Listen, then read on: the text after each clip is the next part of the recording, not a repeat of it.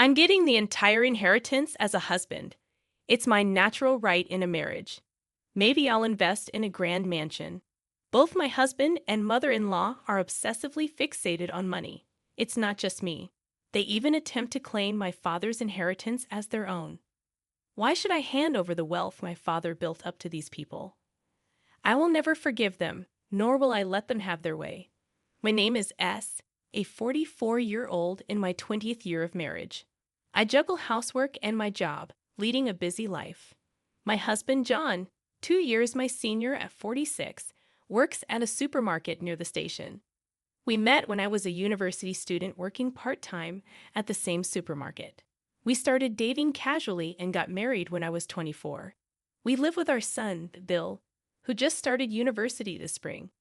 I have a fulfilling job that keeps me busy, but there's one thing that troubles me. My husband's reckless spending. It's our right to spend our earned money however we want, but he's relentless in asking for more when it runs out. It's worse when all three of us are together. Sarah, I ran out of pocket money for this month, so put about $200 in my wallet. He demands every month. Again, it shouldn't be that little. What are you spending it all on? A man has various social obligations. My husband raises his voice immediately if I show the slightest resistance. It's all because you insisted on sending Bill to college in the first place. My mother-in-law adds, cornering me with sarcasm. That's right, Sarah. It's enough to just graduate high school like John did. What are you thinking? You don't want Bill to end up like John just because you graduated from college yourself. My father-in-law chimes in. This dynamic is always the same when it comes to money. I'm really glad Bill wasn't home at this time. He doesn't think highly of his grandparents either and makes sure to go out whenever they're coming. Then, one day, while preparing dinner, Bill told me something shocking. Mom, Dad's cheating. I saw him. He was walking into a hotel arm in arm with a woman. I never thought I would hear such a report from my son. I felt more disgusted than angry, realizing I probably didn't love him anymore. Just get a divorce, Mom. I can work part-time. My son reassures me. It's very reassuring to know my son feels the same way. Thank you, Bill, but I'll talk to your father first. You don't have to worry about anything if we do get divorced. I'm working too. On the night I thought to confront him about this, suddenly my husband came home with his parents. Father-in-law, mother-in-law. What brings you here all of a sudden? Then my husband and his parents barged into the living room. I thought I'd do something nice for my parents, like taking them on a trip to Hawaii. It's a bit much, but could you prepare about $5,000? Again, a demand for money, and this time, a large amount. The in-laws were grinning at me. Where would I get that kind of money? If you don't have it, ask your father. It's unfair that your parents live in a big house and we're in a rental apartment. He came up with some nonsensical argument. I was fed up and said, speaking of which, you're cheating, aren't you? My husband and his parents froze. I thought it would be better to have them hear it too, so I decided to confront him as planned. I don't know what you're talking about. Why would I cheat? Do you have any proof? He was clearly flustered. Someone saw you entering a hotel looking cozy with another woman. Bring this person who saw it. I hesitated, not wanting my anger to be directed at Bill. Sarah, even if that's true, forgive a cheat or two. It's normal for men. You're his wife. You don't need to make a fuss, my mother-in-law chimed in. I couldn't believe a woman herself was condoning cheating. More importantly, hurry up with the money for the Hawaii trip. Yeah, we already made the reservations, added my father-in-law. That's right, Sarah. I'm counting on you. My husband always tries to change the subject when things don't go his way. I couldn't stand these people anymore. I decided to cut ties. We're getting a divorce, I said calmly. What are you talking about? Don't decide that on your own. If you really want a divorce, I'll take your parents' mansion as property division, my husband retorted as we argued. While we were in the midst of our disagreement, my cell phone rang. It was my uncle, my father's brother, with whom I often shared drinks. Is that you, Sarah? Your father suddenly lost consciousness and collapsed. He's been taken to the hospital by ambulance. I don't know his condition yet, but can you come quickly? He informed me. Without hesitation, I explained the situation to my husband and his parents and hurried to the hospital. Uncle, how's Dad? I inquired upon arrival. For now, he's asleep. He's not in immediate danger, but his condition isn't great, my uncle responded. I felt somewhat relieved, fearing the worst. My father, at 67, faced the inevitable vulnerabilities of age. He had taken over the company from my grandfather, working tirelessly to lead a comfortable life. However, things were tough in the beginning, to the point where we almost had to sell the grand house my grandfather had built. My mother passed away from an illness when I was in middle school, but my father never remarried and raised me by himself. He was irreplaceable to me. It seemed like he wouldn't wake up that day, so after talking with my uncle for a bit, I returned home. A few days later, I received a call that my father had woken up, and Bill and I went to visit him. Hey, Sarah. Bill. Sorry to worry you. My father greeted us. He seemed more energetic than I thought, a relief for both Bill and me. Bill, how's college going? He asked. Yeah, college is fun, and I'm studying hard, Bill responded. My father was happy to see Bill, creating a moment of connection amidst the challenging times. But when Bill stepped out, he said, Sarah, if something happens to me, I've left everything about the company to my subordinates, so you don't have to worry. As for the house, I interrupted my father. Dad, don't talk nonsense. Just get better soon. You don't need to worry about anything right now.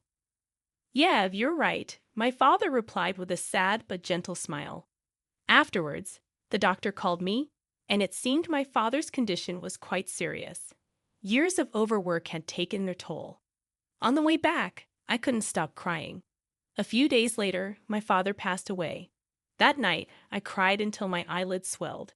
During that time, Bill was my only support, staying by my side the whole time. However, as an only child, there were things I had to do. I started preparing for the funeral, trying to switch gears. The funeral was held at my family home, and many people came to offer condolences. I was reminded of how great my father was. I was too busy with arrangements to grieve. Bill helped as much as he could, even though he didn't understand everything. But my husband just played with his phone, doing nothing. With the help of relatives and my father's colleagues, we managed to get through the funeral. As we were cleaning up, my in-laws hurried over. Father-in-law, mother-in-law, thank you for today, I greeted them. My mother-in-law said, Sarah, that's not important. What a splendid house as always. She seemed impressed by the size of my family home. Ha! I was speechless due to our vastly different emotions. Sarah, is it true this house would sell for $3 million? Another insensitive question from my father-in-law. I evaded the question, I don't know. It's not my house. Then my mother-in-law quickly added, you don't have any siblings, right, Sarah? Yes, what about it? I answered sternly. Oh, nothing. Just checking. After that, they left, satisfied with my husband. After all the memorial services were over, I finally had a moment to breathe. While I was putting away the funeral clothes at home, my parents are coming over now. What? Why are they coming? I was depressed, thinking it was about money again. Why are they coming? They're my parents. We'll talk about it when they get here. So, wait a little longer. A few minutes later, my in-laws arrived grinning. They sat on the sofa, and then my husband said, Hey, Sarah, when are we moving? If it's just the three of us in such a big house, it's a waste. My parents will live with us after we move. What are you talking about? All of a sudden, we're getting divorced. I was busy with my father's affairs, but my intention to divorce hadn't changed. Oh, come on, that topic again. I was wrong before, got a bit angry. But I'm not cheating, and I don't want a divorce. Don't joke around. My husband dismissed the idea. I raised my voice. Now. You two spouses share everything, so it's not good to monopolize. He smirked and said something nonsensical. A wife should listen to her husband. You're planning to keep all the inheritance for yourself? I'll take it all. It's my right as a husband. If you don't like living together, Sarah, you can just give us the inheritance. Maybe we'll buy a mansion. My husband and his parents seemed to think all the inheritance was theirs. What a ridiculous family! My patience had long been exceeded by the audacity of these people, thinking they could inherit the house filled with precious memories of my father and the wealth he had worked so hard to accumulate. I want a room that's spacious and gets plenty of sunlight. I'd prefer a room close to the toilet. There are plenty of toilets in such a big house. Despite my glaring at them in anger, they were discussing these outrageous things. I vowed never to let them have their way. A few days later, I received a call from my uncle. "It's been tough, Sarah." "You did well," he consoled me. Then he mentioned, "There's something I need to talk to you about. Can you spare some time?" I agreed to meet him that night. "Uncle, what's up?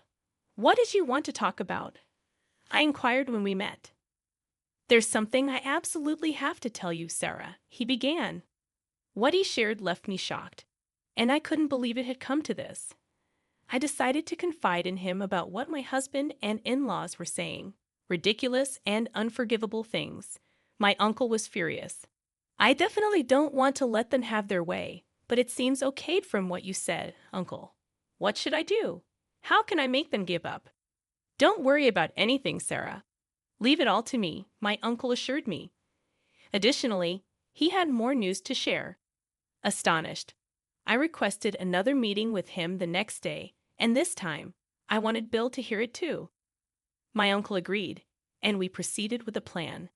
The next day, I took Bill to meet my uncle and discuss our strategy. Bill, excited to participate in the plan, expressed his disdain for people who saw Mom and Grandpa only as money. With his support, we decided to move forward. A day later, I called my in-laws to our house and, along with my husband and Bill, had a discussion about living in my family home. They seemed surprised but agreed to the plan. They were eager to move into the mansion, not realizing it was about to turn into a major confrontation. When the moving date arrived, my husband messaged me, indicating that the final showdown was upon us. I felt a mix of nerves and excitement. As my husband and in-laws arrived at my family home with a moving truck, Bill and I were waiting. My husband casually greeted me, acknowledging the delay, and remarked, "So this is my house from today. I've really made it." Ignoring his comment, I looked at my in-laws, who were still sparkling with excitement. The gate opened, and my uncle appeared. He stood there, arms crossed, silent. My husband, apparently not remembering my uncle from the funeral, asked, "Who are you?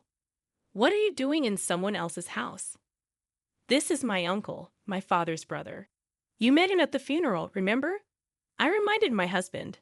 Awkwardly, he muttered something like thanks, and my uncle asserted himself, explaining the true ownership of the house. Seemingly not fully grasping the situation, my husband and in-laws questioned the legitimacy of my uncle's claims. My uncle, fed up with their absurdity, firmly stated, "Listen, I'm a lawyer. The divorce will go through, and you'll be the one paying the property division." Finally, understanding the gravity of the situation, my husband and his parents left, and I made it clear never to show their faces to me again. My uncle successfully finalized the divorce, and I started living in the house my father had owned.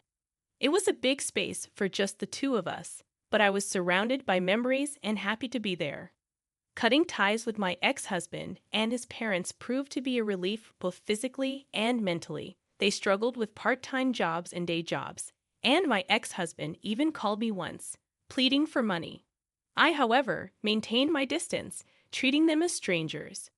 I feel like a weight has been lifted off my shoulders, and I'm now focused on working hard at the job I love. My immediate goal is to see Bill successfully graduate from college.